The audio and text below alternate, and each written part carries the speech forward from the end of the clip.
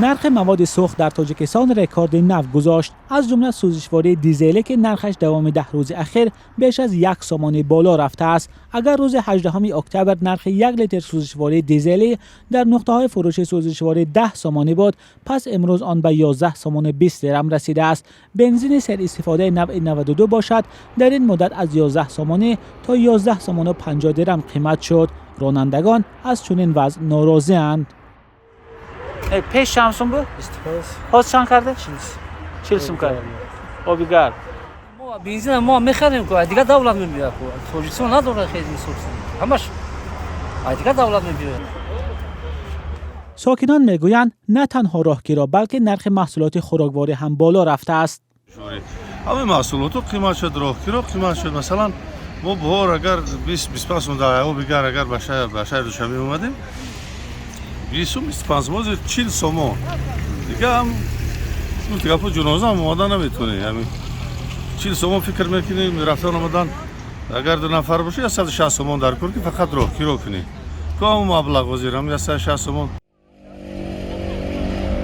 در حالی که برخی ساکنان از مقامات طلب نظارت نرخ را دارند، مسئولین میگویند مشکل تنها در تاجیکستان نیست. به گفته مسئولین خدمات ضد انحصار، مواد سوخت در بسیار کشورها گران شده است و تاجیکستان هم از این روند کنار بودن نمیتواند، چون کشور مواد سوخت را اساساً از روسیه و قزاقستان میآورد.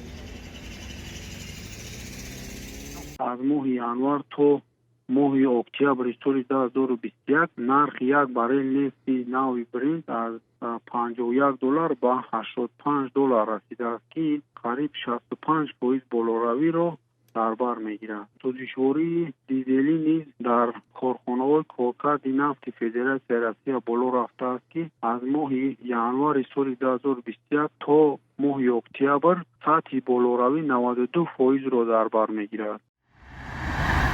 در روزهای اخیر نرخ مواد سوخت در برخی از کشورهای اروپایی نیز بالا رفت. متخصصان یک سبب بالاروی را به افزایش طلبات اقتصاد جهان به نفت بعد از رکود دوره پاندمی می‌دانند. رانندگان و ساکنان در یک سال اخیر شاهد زود تغییر یافتن رقم‌ها در این تابلوهای نقطه‌های فروش سوزشواری شدند.